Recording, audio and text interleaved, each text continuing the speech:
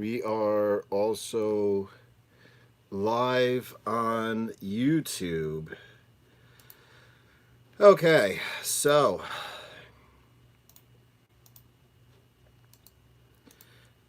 okay. If anybody has any questions, you guys just go right ahead and ask anything. And in terms of questions that I've already gotten, I'm gonna go ahead and just go ahead and answer some of them right now. Okay, because I always tried to ask for questions on Wednesday, right before I do or before I do the Q&A. So what I want to go ahead and do, it's really quickly say too, is this weekend, bonjour. What I really want to say this weekend, really quickly, is Labor Day. There's going to be a Labor Day sale. As soon as the sale goes live, I'm going to have a healthy discount on all my products. So, good morning, Kathy. So I'm going to go ahead and have a healthy discount on all my products for Labor Day. I'll just put a post up for Instagram, and I'm going to put up a post on Instagram, YouTube community, just about everywhere. So all you really have to do is just wait until that's out, click, and then, like I said, there's no coupon code or anything. It will just be cheaper when you actually buy it. Keto Classic, I'm here. How's it going, Keto Classic? How long should you rest and recover? Are you talking between sets? Are you talking between exercises? Are you talking between workouts? Just tell me what exactly you mean about recover between what. Okay. Um, Great. Let me go ahead and hit up some of these questions. We got one question. What I after day's workout, Keto Classic. All right, get back to you real quick. Okay, after the day's workout, delayed onset muscle soreness. Okay, delayed onset muscle soreness is the feeling of like pain, the muscle ache you get after you do a workout. Okay, after you work out a muscle. So a lot of people think the next day you're sore. Delayed onset muscle soreness comes in 2 days, 48 hours after a workout. So that means that if I work, this is why I do not do full body workouts. This is why I do not do 3 days a week workouts. Because if I work out Monday, take Tuesday off, and hit the same muscle group, whether it's a split or whether it's a full body workout, if I hit the same muscle on Wednesday, that's 2 days afterwards. So that is right when DOMS, delayed onset muscle soreness, sets in. So I suggest you take over 2 days in between a workout, okay, to rest and recover. So what I personally do is I hit each muscle twice a week. Okay, so what I'll do is I'll do Monday, I'll do upper body. Tuesday, I'll do lower body, which means upper body rests. Wednesday, I'll do abs and cardio, which means upper body rests again. And that is 2 days after my upper body workout. Okay, so that means that is 2 days, 48 hours. That's when delayed onset muscle soreness, the muscle soreness sets in. Then I hit it again on Thursday. Okay, so I have like Monday, I'll do upper body. Tuesday, Wednesday, no upper body. Thursday, I hit upper body. Friday, Saturday, Sunday, no upper body. So I hit the muscle, then I have 2 days off, hit the muscle, and then I have 3 days off. So I suggest you take at least 2 days off. Since there are 7 days in a week, it's usually 2 days off, then 3 days off. You hit every muscle group twice a week. Okay, so that's maximum stimulation by working it out twice a week, maximum rest by taking at least 2 to 3 days off in between workouts. So that's my suggestion. Top for a boy, I'm doing the Vince Gironda shakes twice a day, heavy cream, eggs, whey, with 1 to 2 solid meals of meat and veggies. Thanks to you. Feeling great. My body recomposition is going great. 6'1", 178 pounds. Yeah, it's easy. Congratulations. I'm glad that you could go ahead and get results from that, because it's really easy. It really is a lot easier than a lot of people think. So congratulations on the recomposition. And I hope it continues to go well, and let me know how things go. Hello, how are you? How are you? I'm doing great. How are you, Brian? Okay, so let's go ahead and answer the one question I got from Instagram when I asked for questions. Okay, what are my thoughts on raw eggs, digestion / assimilation?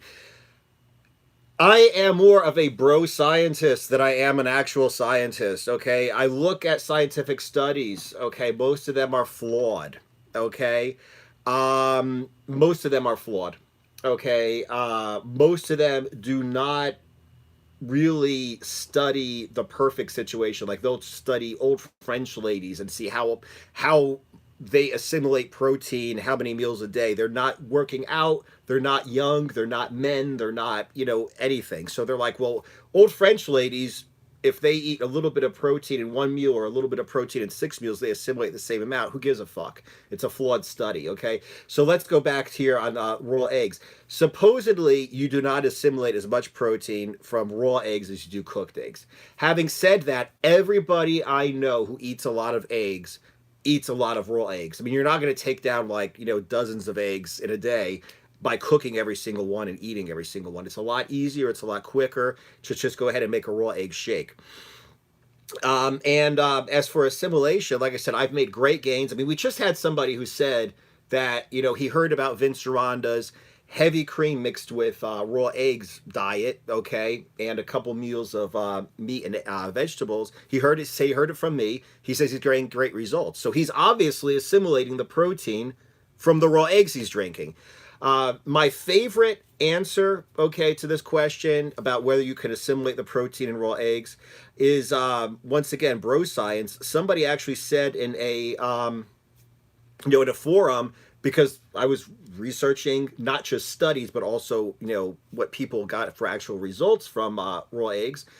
And this one guy, he's like, he used to drink a lot of raw eggs, and then after a while, he started cooking a lot of raw eggs, eating them cooked. And he says he didn't notice any difference. Okay, so it's not like he was starving and the muscle was falling off the bone because he couldn't assimilate raw eggs, and then he started cooking them, but all of a sudden he just blew up to a Mr. Olympia caliber bodybuilder.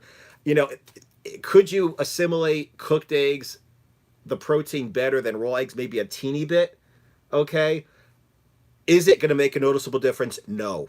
Okay. You will get great results. You will be able to digest raw eggs just as well as cooked eggs. Okay. And as far as people talk about, like, well, you're going to get salmonella. If you see somebody talking about getting salmonella from raw eggs, it's not somebody who's actually gotten salmonella, okay? It's basically somebody who's like, well, my mommy said that if I eat raw food, I'm going to get sick. And then you'll see like 10 people at the same forum saying, I've been eating raw eggs, never got sick. I've been eating raw eggs, never got sick. I've never been eating raw eggs, never gotten sick. And another thing about it too is, salmonella or whatever digestive issues, unless you're fucked health-wise, okay, unless you're a very unhealthy person, you might get like a little bit of a stomach cramp or like, oh, something's not right today, and then a couple days later you'll be fine. Okay, you're not going to be like dying in in a hospital bed. Oh my god, I had one raw egg and now I'm dying. Okay, and another thing is, like I said, I mean, how many women out there, okay, like girlfriends I've had, how many women, especially if they have daughters, hang out and just eat, cookie dough, raw cookie dough with their daughters. Guess what? There's raw eggs in that shit too. Okay, the raw eggs and salad dressing, raw eggs everywhere. So raw eggs, you can certainly assimilate the protein, and you certainly will not necessarily, I'm not saying do it and you won't get sick, but I'm saying it's not that big of a deal. Tougher boy, definitely can assimilate the protein. My muscles recover so quickly, my fat's melting off thanks to hormonal benefits. Yeah, exactly. Like I said, I mean, everybody, who's actually tried raw eggs, it really does work. Okay, Keto Classic, great stuff. Is there a benefit to train mildly sore muscles again when sore? If you work out for the first time, like if you lift like a 5-pound dumbbell and your biceps going to be sore for like, a long time, several days. Okay. So yes, when you are starting to work out, you are going to have to deal with a little bit of, muscle soreness. But like now, like, I added weights to my calisthenics maybe 2 years ago. Right now, I should not be working out when I'm sore. So like I said, I hammer my upper body Monday, take Tuesday, Wednesday off. Thursday, I hit it again. I hammer my lower body Tuesday. Wednesday, Thursday, I take off. And then, so I do not suggest at all that you work out when you're sore. Okay. Except, like I said, when you first start out. Seeking Truth in Christ. Thoughts on raw eggs and orange juice post-workout. Also, are you going to do any more videos about law of attraction? Yes, I am going to do more videos about the law of attraction, motivation, new thought, okay? Certainly am. And I am going to do this podcast. Okay, the podcast is going to be, the videos I make are more training and diet and a little less mindset. Okay, the podcast is going to be more mindset, motivation, etc., and a little less diet and nutrition, diet and training. So yes, I'm certainly going to do more videos about the law of attraction. I'm certainly going to be going into my podcast on motivation, mindset. There's going to be a lot of law of attraction there. Okay, thoughts on raw eggs and orange juice post-workout. I've done it, okay, and it works. It's great. It is not something I would recommend if you go on a low carb diet. If you're going on like a balanced diet where you actually are eating carbohydrates, I think taking in some sugar post workout is fine. What I really suggest if you are going to take in carbs on a ketogenic diet is dextrose powder. Okay. I have a diet, I call it the Anaerobixx diet 3.0 because I went 3 different versions. The very first version of the diet was basically pure, just protein.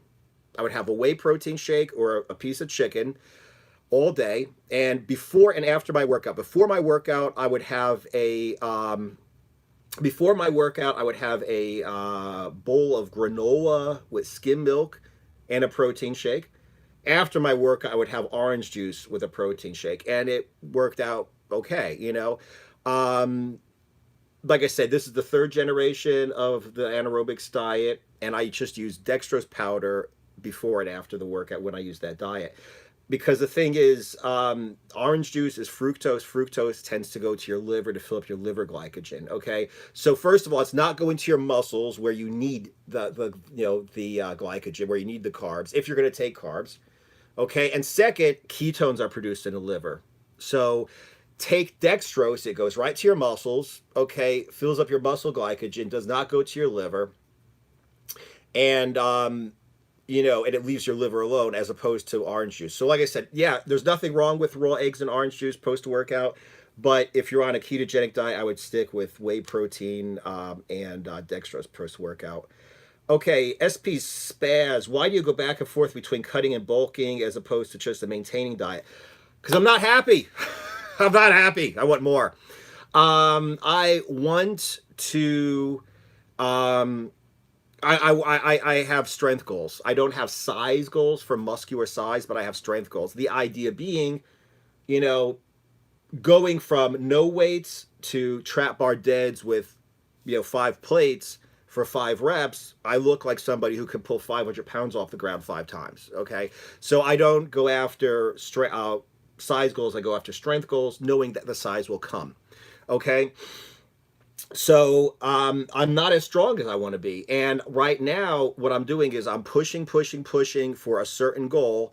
And when I either get burnt out, like, maybe I'm just not getting stronger, my mind's getting burnt out, constantly pushing myself to lift more weights. I don't like going to the gym and being under all this mental pressure. I don't really push to the point that like my joints hurt, but sometimes you just get worn down. So what I do is I push. And then when I get to the point where I'm not really happy pushing to get stronger anymore, I'm not getting stronger anymore, then I'll kind of, just stay where I'm at and coast for a little bit. Now, I also want to progress, so why don't I just tighten up my diet a little bit and kind of cut while I'm coasting?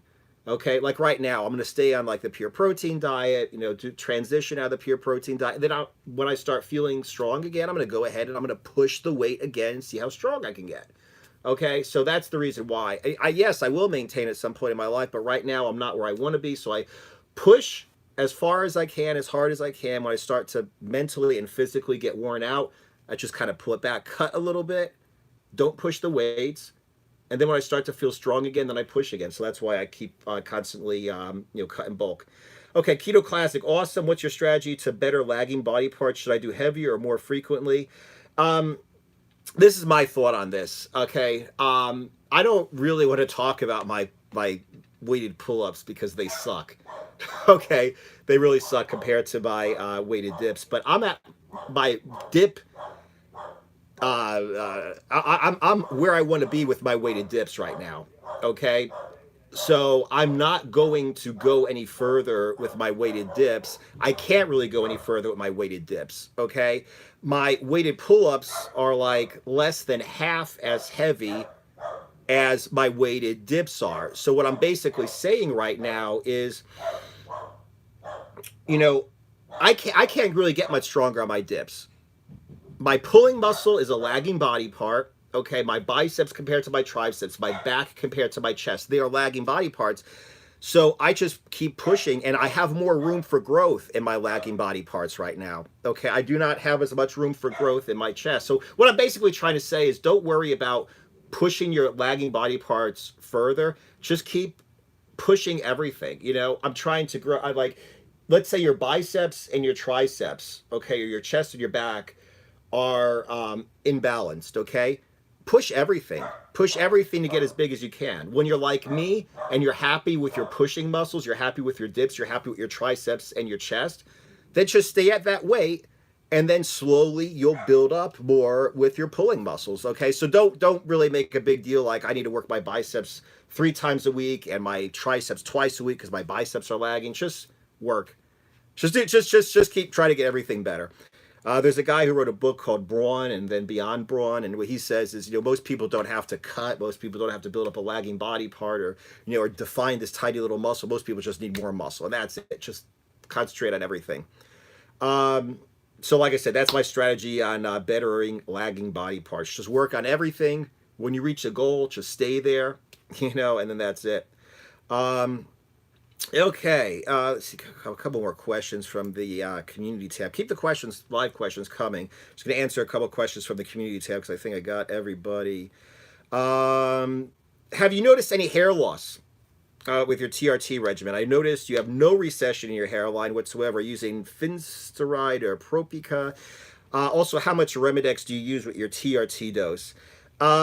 Okay, first of all, I have no hair loss. And the reason why I have no hair loss is because I have no hair loss. Okay.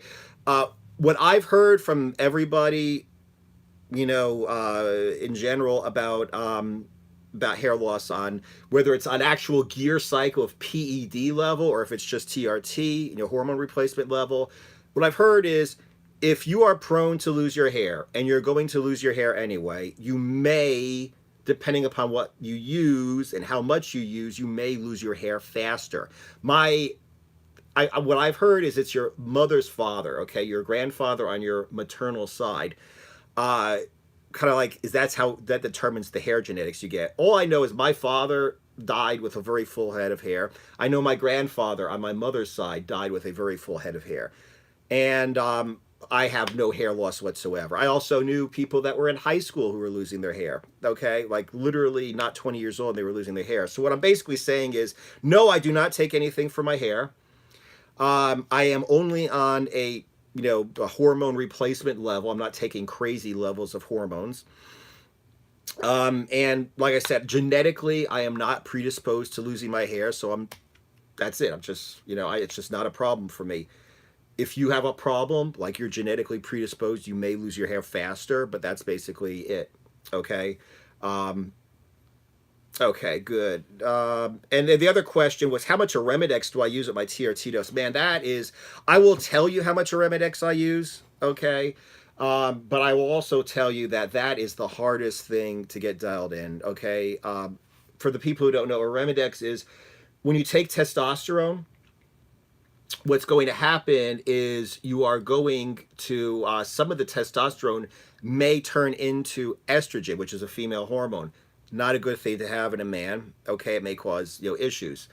So what you do is you take something called Remedex. There are a couple other things for it to keep the testosterone from changing into estrogen, and that is the biggest problem. Because if you take too much and your estrogen goes low, you have problems. If you don't take enough and your estrogen is too high, you have problems. Right now, I'm taking 1/4 milligram every 3 days.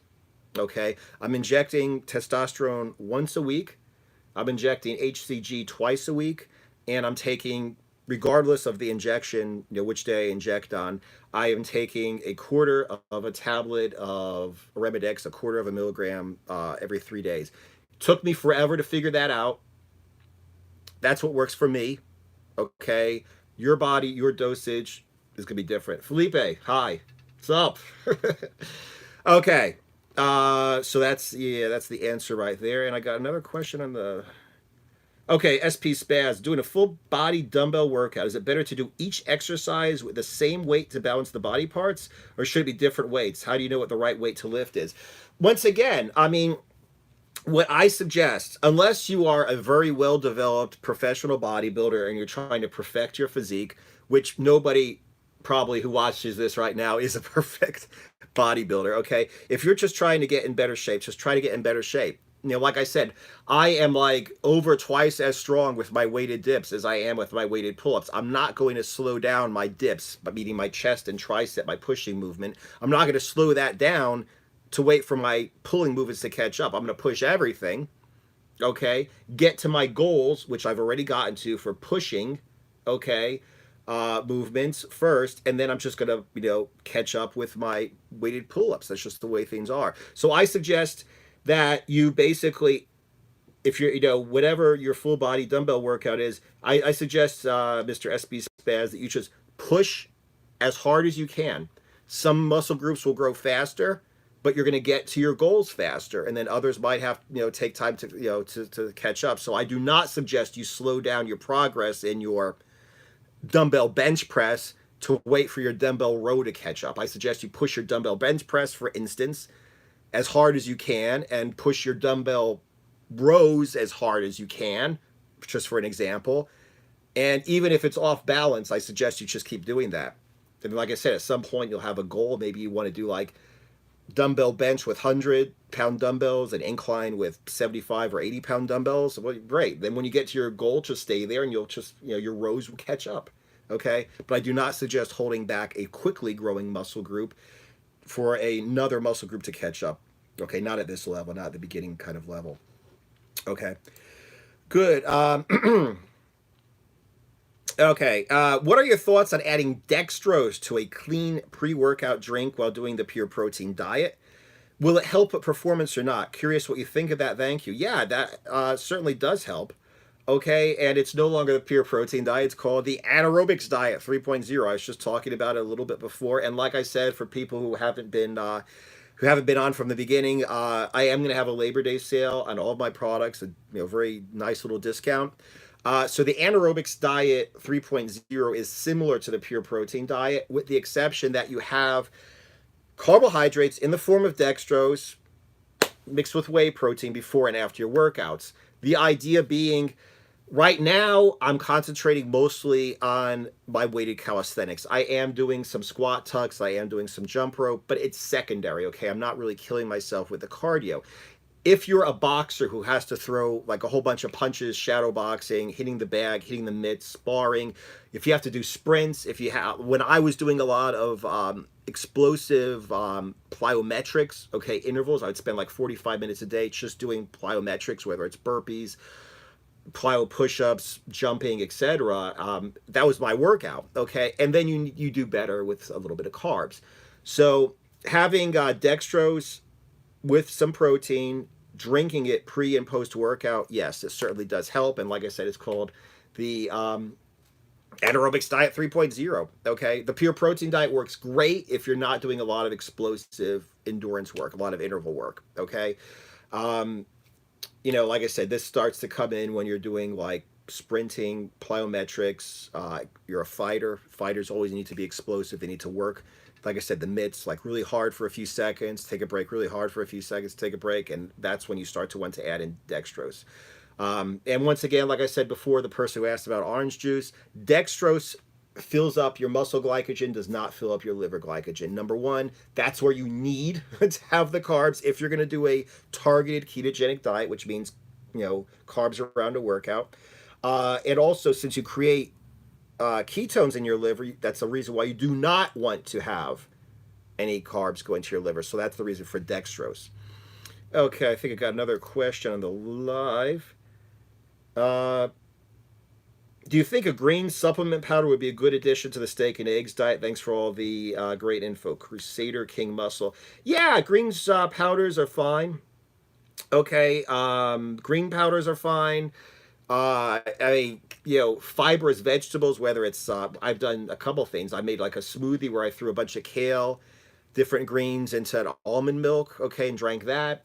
Salads, I love salads. I hate making salads because I'm the kind of person, I buy a salad and then the salad leaves kind of go and wilt and whatever, so it's a big pain in the ass. But anyway, like I love eating salads and smoothies. If you watch, do not put anything but sugar in if you're doing keto.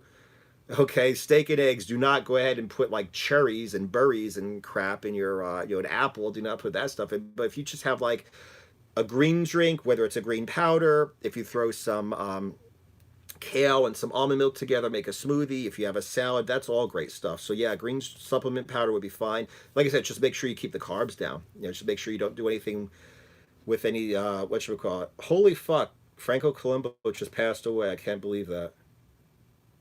Damn. That fucking sucks.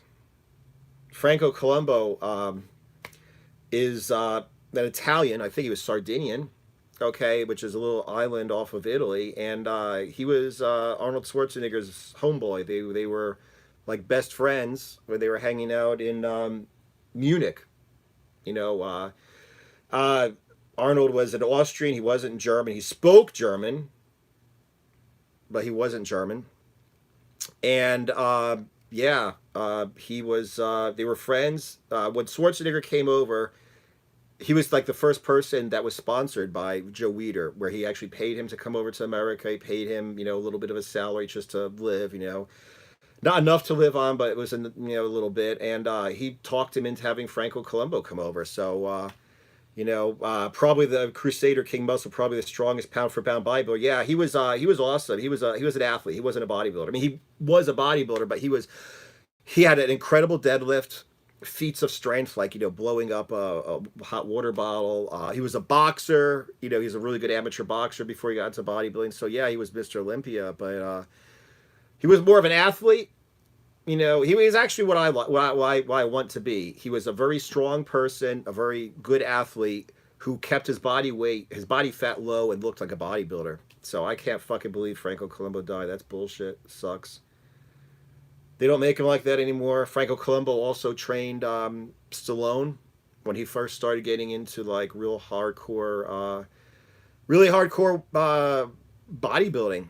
Like I keep saying, what was it, like Rambo 2 and Rocky 3 were when he started to get into really good shape. And his mentor was Franco Columbo. Franco was like a chiropractor, I think. He actually gave up his job for a little bit at least because he had to spend so much time with Stallone to train him. They train in his garage somewhere. Stallone would go over to Franco's house. They'd hang out in his garage and they train.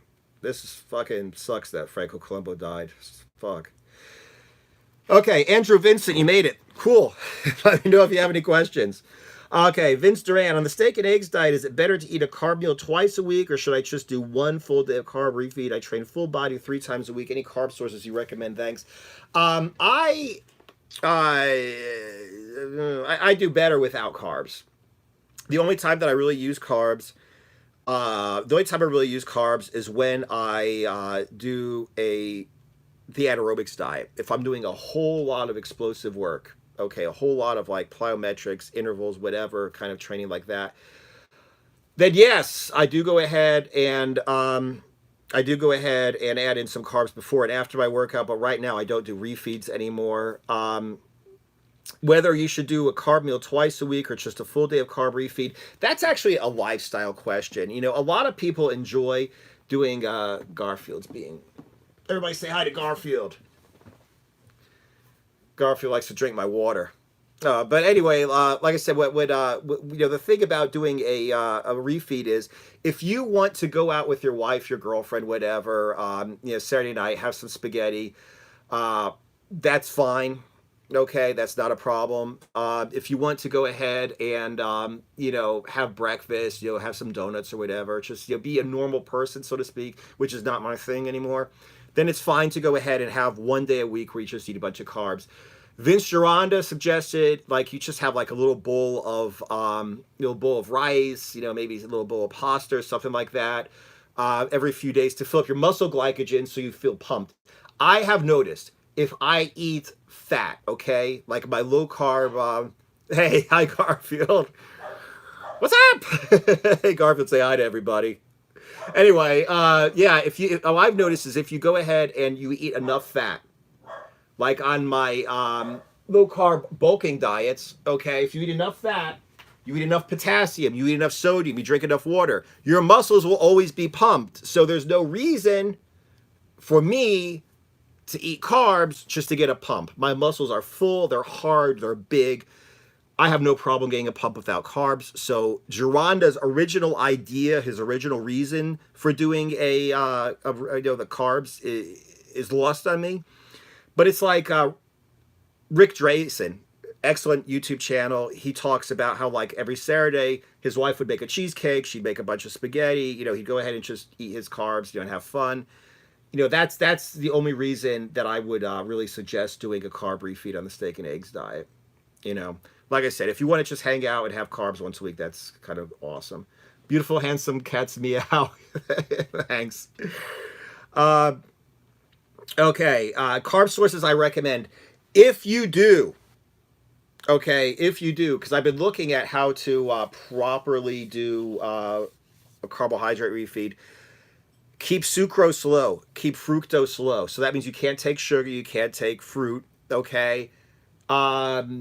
Keep fats low, okay? If you don't do a cheat day, if you do like an actual carb refeed, you have to basically concentrate on what works best for me when I do a carb refeed for the sake of doing a carb refeed, not a cheat day, is bagels. I would have like 2 containers, 2 bags of like 6 bagels, so it's like 12 bagels.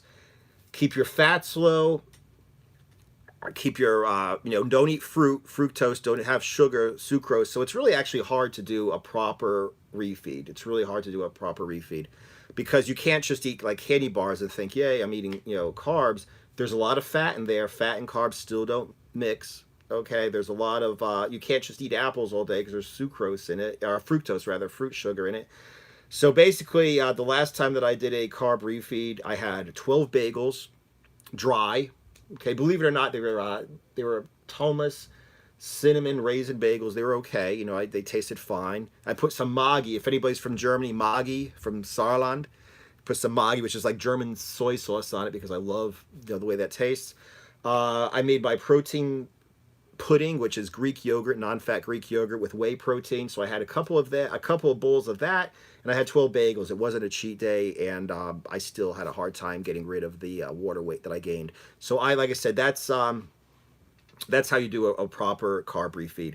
No sucrose, no fructose, no fat. Eat a bunch of bagels, have maybe some whey protein or whatever with it. It's really kind of shit, actually. And like I said, there's no real reason for it. Okay, my ab workout. What's my ab workout like? Do I do HIIT abs, mostly from dynamic compound exercises?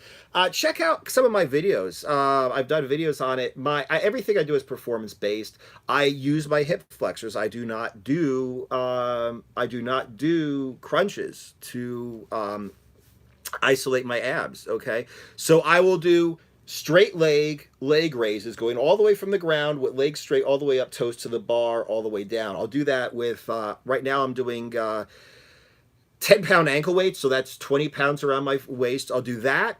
I'll do standing ab wheel, okay, ab wheel rollouts, and they both use hip flexors as well. Like I said, I've done videos on this before. You'll find them. The point is you use your body as one piece. Okay, so it makes no sense to like isolate your abs. Okay, so it's all dynamic. It's all compound exercises. Like I said, basic Tim Higgins. Basically, it's straight leg raises with ankle weights all the way up, toes to the bar, and ab wheel rollouts. I also do like bridging, planking, and stuff like that. Okay, I do bridging and planking and stuff like that. That's more for core work, being stabilizing everything from my neck to my my sides, my obliques, everything like that. But yeah, that's the main part is heavy, hard exercises, standing ab rollouts, standing ab wheel rollouts, and straight leg raises to the bar with weights. Okay, do I fast? No, I do not fast, Wolfpack.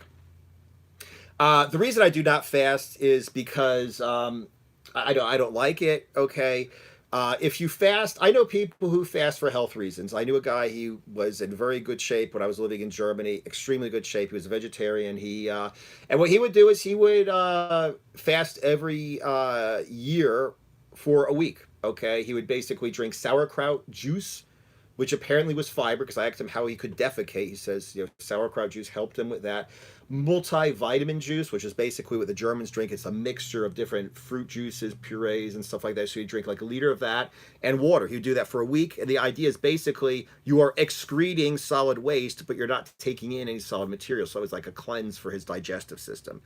People are like, oh, well, it's a cleanse, your kidneys cleanse you. Yes, your kidneys cleanse your blood. We're talking about basically not eating and just getting all the solid material out of your body. So he would do that. That I agree with, because that was like a health reason. I agree with people who do it for a religious or spiritual reason. Fine. If that's your thing and it makes you feel good, do that. I think it's great.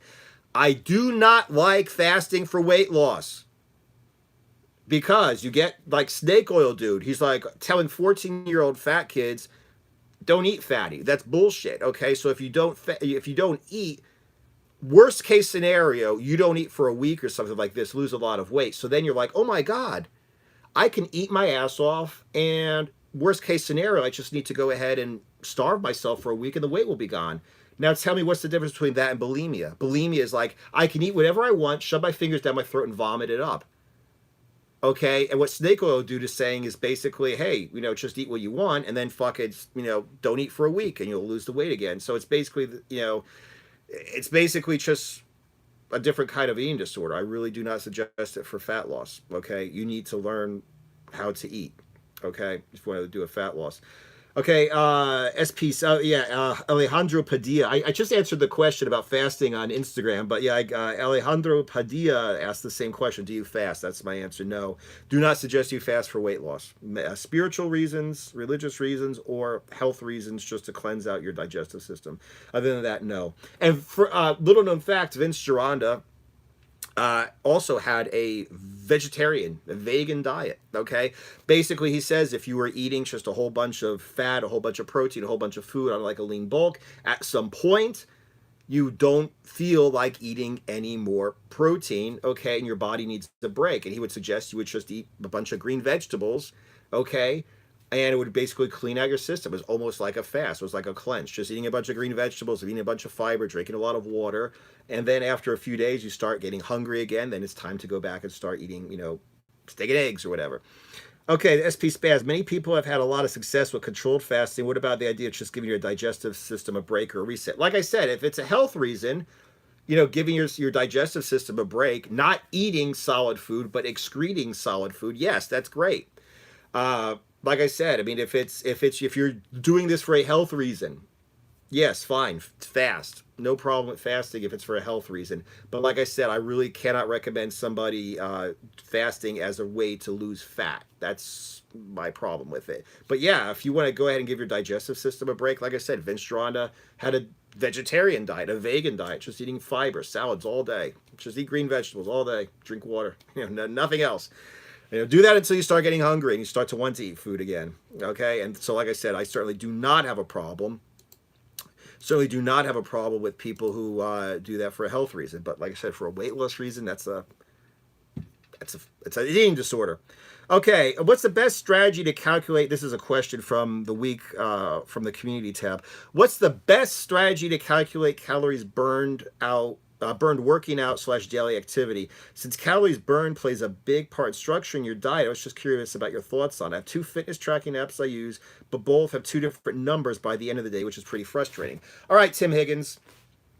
Yep, that is frustrating. You're going to have 2 different fitness tracking apps, and they're going to come up with 2 different answers. What that basically means is nobody knows. It's really hard to go ahead and and figure out how many calories you're burning. Okay, so what I suggest you do is you measure your waist.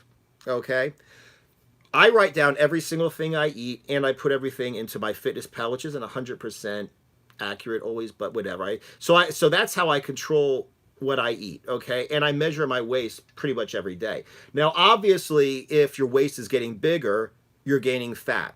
If your waist is getting smaller, you're losing fat, and if your waist is staying the same, you're not gaining or losing fat. Okay, so basically what I do is, just go ahead and figure out how many calories you're taking in, how much, how many carbs, protein, fat you're taking in, and and basically, just your daily exercise or whatever, just don't even worry about it. Like if basically, like if I'm a, like let's say for instance that I get a job as a postman, let's talk about like this. When I was doing real estate, I would knock on doors, like just walk around in the neighborhood, introduce myself to people, just go door to door, like, hey, how's it going?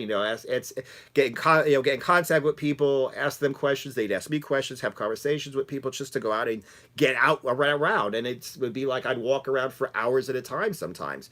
And what I would do basically is, if I started getting to the point where I could not recover from my workouts, or I was starving hungry, I'd just eat a little bit more. But it wasn't like I would figure, if I'm going to walk around and talk to people and I'm going to walk around through the neighborhood for 3 hours, then how many calories am I burning, and then add that in.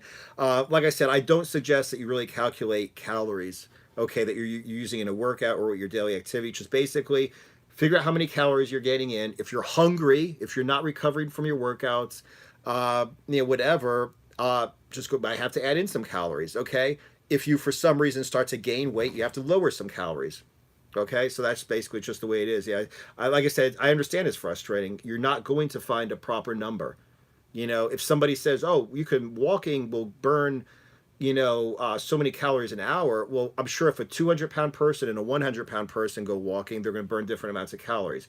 If if a grandma who weighs 200 pounds walks for an hour, and a power walker on the Olympic level walks for an hour at the same weight, they're going to have different, calorie burns. So like I said, it's impossible to figure it out. The only thing that I suggest you do is just, it's just like I said, just look at your waist measurement, look at your diet, see how hungry you are, and just, adjust it like that.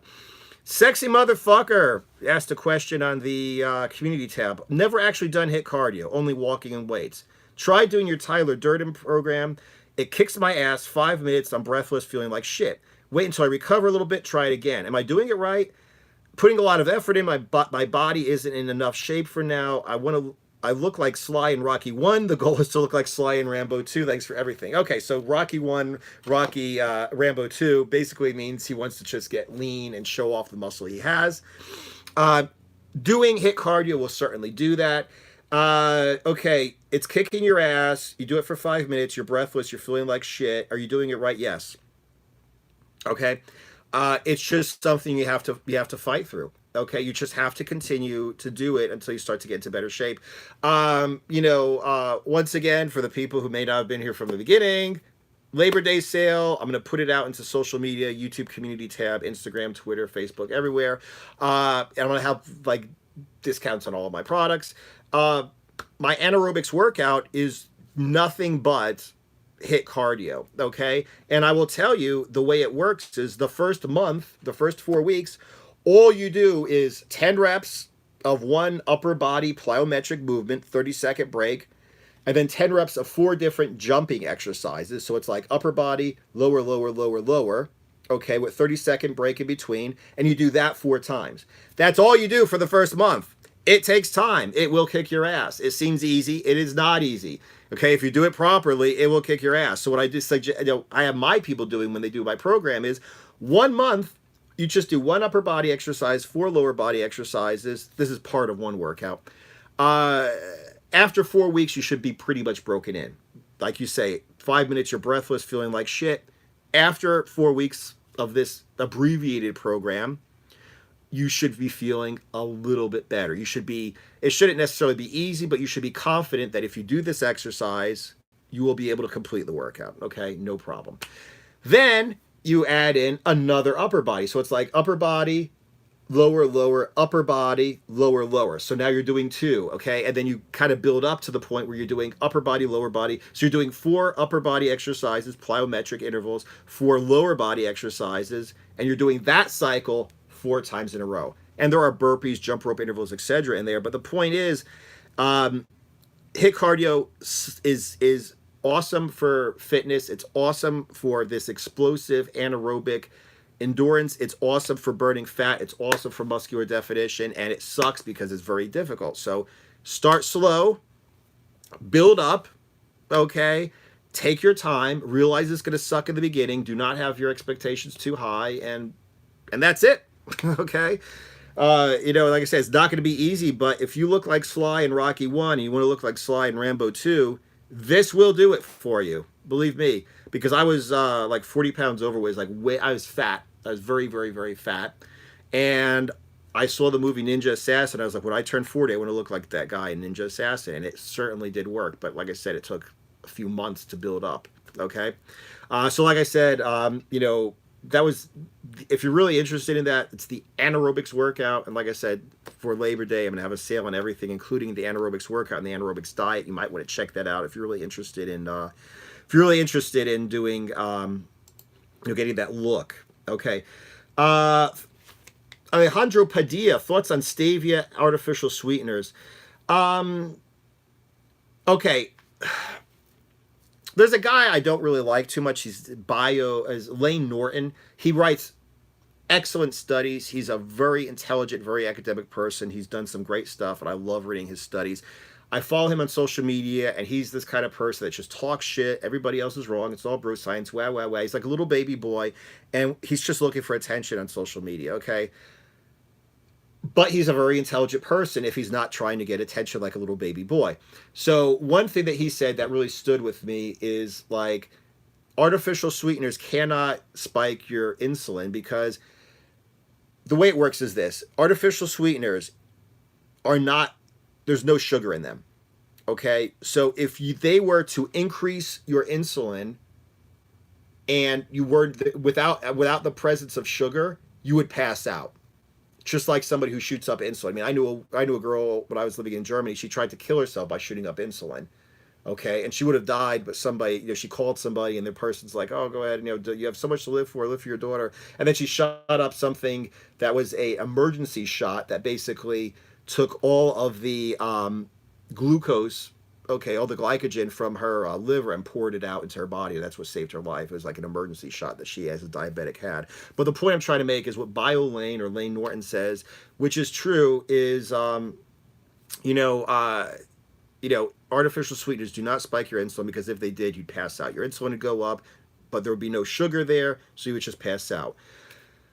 Having said that, a lot of people feel like shit when they take an artificial sweetener. And it is different artificial sweeteners. Somebody can take this one and feel great, take this one and feel like shit. The same person takes the one where the other person feels like shit, feels great, and then the other one, doesn't make them feel good. So what I'm basically saying is all you can do with artificial sweeteners is try different ones, see how you feel. If it makes you feel like rubbish, don't use it, okay? Stevia, for me, is fine. I've got some stevia right now in my coffee, okay? So stevia works well for me. One thing I learned, there's a girl on Instagram who I follow. What she does is she'll have like a couple stevias and some coconut milk and a double espresso from Starbucks. That's like my go-to Starbucks coffee. So stevia works fine for me. At the same time, I've tried things from Walden Farm. For me, it smells like fucking chemicals. It smells like shit. Like, it smells like an absolute chemical crap. I feel terrible when I drink it. So I hate Walden Farm. I stay away from it. Some other people swear by it. Okay. So like I said, all you could really do is try it. I get really cheap diet soda sometimes from Walmart. Okay. Was it Mountain Lightning is like an off-brand Mountain Dew. I get Diet Mountain Lightning, and I love this stuff. I don't feel bad at all on it. Okay. My girlfriend or ex-girlfriend, however it may be, because my private life is all fucked up again, she used to hate diet soda. It made her feel like rubbish. I felt great on it. So like I said, all I could do really suggest is that you try everything. Try this. Look at what's in it. If you feel good, fine. If you feel bad, don't drink it anymore. Jim Leith, monk fruit. Don't know what monk fruit is. Okay. Monk fruit. Monk fruit. What is monk fruit? Monk fruit sweetener. Okay, yeah. So that's apparently I'm not going to call it an artificial sweetener, but it's apparently a sugar-free sweetener. Jim Leith. I don't know. I literally had to look it up to figure out what it was. Like I said, just try it and see if it works for you. And if it does, that's fine. If it doesn't work for you, then whatever. Don't use it anymore. Okay, that's literally all I can say about artificial sweeteners. Okay, I think I got all the questions from the. I think I got all the questions from the community tab when I asked for them. Let me know if anybody else has any questions. Still trying to figure this out. Heard that drinking soda diet, of course, can increase your stomach size and cause you to be more hungry. It doesn't. It doesn't for me. Okay, honestly, if I'm pushing a diet really hard, okay, if I'm really trying to get lean or whatever, if I'm really trying to push it hard, I will have some diet soda in the house. And I don't guzzle it. I don't drink it all day. I drink water all day. But what I will do is I'll have like a shot of it. You know, I just pour some in a glass and maybe drink it after a meal or drink it whenever. And, you know, it kind of, you know, staves off the hunger for a little bit. So I do great when I drink diet soda. If it causes your stomach to increase in size, it causes you to be more hungry. Oh, gee. Turned off the mute. Okay, come on, let's hang out for a little bit, brother. Yeah, so like I said, I mean, I feel great on diet soda. It works for me. If it doesn't work for you, then don't use it. Alejandro Padilla, thoughts on fat burners? Don't like them. Okay, first of all, the only fat burners that really work are the ones that are illegal. Okay, the ECA stack, I've done videos on this. Other people have done things on it as well. Ephedrine, caffeine, aspirin. It's not illegal, obviously. Aspirin and caffeine pills are legal. Ephedrine, you get Broncaid or Primatane, okay, and you combine it and you make what's called the ECA stack, ephedrine, caffeine, aspirin stack. I don't feel good on it. I also do not like pre-workouts. I don't feel good when I take into my stimulants. And the funny thing is, I really feel terrible when I take in any stimulants and I'm on a low-carb, low-fat diet, low-calorie diet. I feel terrible. So right then, when I would actually benefit from a fat burner is right then when I would feel terrible on a fat burner. So like I said, I personally feel like shit on fat burners. I feel like shit on pre-workouts. Okay. Like I said, I mean, just check it out. But I will tell you that the only ones that really, that I could recommend you try is the ECA stack. Okay. You get into like clenbuterol and thyroid medications, which are really illegal. Okay, they're like really like performance enhancers. I know that clenbuterol damages your heart if you take it wrong or take too much or whatever. Thyroid medication, obviously, if you take thyroid medication and abuse it, you're going to cause problems with your thyroid. Okay, cannot recommend them at all. But I do know a lot of people did like the ECA stack. So like I said, you may want to look into that and try it. And if it works for you, fine. If it doesn't work for you, then, you know, whatever. That's fine too. Good. Okay. All right, thank you. I'm going for extreme loss. Over 310, 6 feet, just trying to stay off anything to make me more hungry. LOL, thank you so much for your insights. Worried about keto with cholesterol. Okay, first of all, Jim Leaf, if you have a lot to lose, you should not be going on high fat keto. Okay, I've done videos about this lately. Just check them out. Basically, like I said, my pure protein diet is you get fat adapted, okay, which means you're burning fat for fuel. Then you don't lower it all the way down, but you lower significantly your fat intake, which means if you're taking in fat, you don't need to burn as much body fat. Okay, so if you lower your fat intake, you're going to burn more body fat. Okay, so like when I'm on the pure protein diet, I'll have 4 whole eggs and a cup of egg whites scrambled together for breakfast. Go to the gym. I'll have like 4 meals of chicken breast, 2 of which will have an ounce of almonds. Okay, and that's it. That's it for my day. So I do not take in huge amounts of cholesterol when I'm on the pure protein diet. So if you're looking for extreme fat loss, okay, you should not be taking in huge amounts of fat. okay, because you need to be burning your body fat, okay? So number one, don't worry about keto with cholesterol because, I mean, I'm eating 2 handfuls of almonds and 4 whole eggs a day. That's the only fat I'm getting in. Okay, that's it. Okay, number one. Number two, cholesterol. I've done an Instagram post. I also think I did a post on I think I also did a post on the YouTube community tab about how the cholesterol myth was a hoax. Okay, the sugar industry, cereal, etc., whatever, realized that if they could vilify dietary fat, cholesterol, okay, because there was at the point in the 50s, people were having bacon and eggs for breakfast, something that sticks to your ribs. They realized if they could vilify fat and cholesterol as being the reason for high blood pressure, heart attacks, etc., that people would have no choice but to eat carb-based, aka sugar-based foods because it was low fat. Okay, so they actually paid off scientists, including scientists at Harvard, to create studies and then interpret the studies in a way that would make it look like cholesterol and fat was the reason for the increased rate of heart attack, okay, heart disease. It worked so well that to this day, people think that cholesterol is the reason for heart attacks, and it's not true. Okay, there are a million different reasons. The fact of the matter is, cholesterol and saturated fat are hormone precursors, which means you need them to create hormones, especially testosterone. The fact of the matter is, there are essential fatty acids. There are essential fatty acids, essential amino acids. There are no essential carbohydrates. You could live your whole life without carbs, but you will die if you don't take in fat.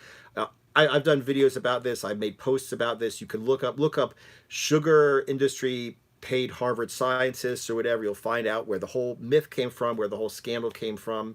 As I said in my last post, sometimes the conspiracy theories are true. So do not worry about cholesterol. Okay, number one, do not worry about cholesterol. Number two, do not worry about cholesterol on keto, because if you do have a 42 BMI, as you say, you really need to, keep the protein up, keep the carbs low, and significantly lower your fat intake. Okay, not zero, but significantly lower your fat intake. Okay, we got anything else? I got something coming in on Instagram here. I don't know how to look at it. Okay, what are some good foods you should be eating after a workout? Okay. Oh, you're welcome, Jim Leith. What food should you be eating after a workout? When I did a targeted ketogenic diet, I would have liquid, so dextrose, liquid carbs, and whey protein directly after the workout. It would go right into my muscles. It would shuttle everything into my muscles. I took, glutamine with it, creatine with it. That was my targeted ketogenic diet. That was the Anaerobixx 3.0 diet. Other than that, if you're just on standard keto, just have a standard keto meal. Sometimes after a hard workout, I feel like just having a bunch of clean protein. Okay, so I'll just have like some chicken breast. Sometimes after a hard workout, I'll be starving for energy, so I'll have some fatty meat. But there's no, just eat a normal meal afterwards. Okay, I go by my hunger. Like I said, if I'm absolutely starving, I'll eat, maybe 2 or 3 meals at once right after a workout. Okay, if not, I'll just have, whatever. But like I said, the thing about fat is fat stays with you. Fat slows your digestion. So if I have like a standard keto meal with a lot of fat in it before my workout, it will fuel me through my workout. It will fuel me after my workout. You don't have to eat as much. If you're on like the Anaerobixx diet, the pure protein diet, where you're eating leaner protein, okay, and less fat, then you're going to have to eat more often because you're going to digest it, you're going to process it, you're going to assimilate the protein more often. Okay, so like I said, it depends upon what kind of a diet you're on. Okay, 20-year-old guy, Sese Suicidio, so I'm really sorry I butchered your name. Hey man, 20-year-old guy, always really dug your training style, introduced me to Vince Gironda's diet during a time of a lot of confusion and contradiction out here on YouTube. Appreciate it. All right, cool man, thanks. He was way ahead of his time. He had a lot of really good information. He came up with some awesome stuff. Like I said, it's not your real name anyway. Okay, fine, good. But anyway, like I said, though, Vince Gironda was awesome. Okay, way ahead of his time. He came up with a whole lot of stuff. I'm going to be coming out with a lot more videos on some of his less known diets. I did his Hawaiian reducing diet. I'm going to talk about his vegan cleansing diet. Okay, I'm going to talk about a lot of others. And also I'm going to talk about, if you like Vince Gironda, look at Rio H. Blair. Okay, that guy was another nutritional guru from the 70s, right around the same time as Vince Gironda. If you like Vince Gironda stuff, you'll like his stuff too. Okay, good. Okay, good. The Instagram cuts out at 1 hour. Okay, so we're gonna go ahead and end this now. Every Friday at 12 o'clock, I'm going to be doing a live, okay, on Instagram, IGTV, and on YouTube. Every Wednesday, I'm going to be putting out questions, okay? Like I said, I'll put out a post. If you have questions for the live video, just go ahead and put the question out there on Wednesday when I ask for it in YouTube community tab, Twitter, Facebook, Instagram, etc. Like I said, Labor Day weekend, keep an eye on my social media. If you follow me on YouTube, it's the community tab or it's just Instagram, etc. I'm going to be having a Labor Day sale on all my products. So like I said, go ahead and check that out. Not just low carb cutting and bulking, but the Anaerobixx diet 3.0, where you have the carbs before and after the workout. The Anaerobixx workout, where you do basically plyometric exercises, intervals. Okay. So like I said, I'm going to have discounts on all of those. Okay, so just wait until that post comes out. And otherwise, I appreciate everybody who asked the questions in advance. I appreciate everybody who showed up live and asked questions. Like I said, I will see you guys in the next video.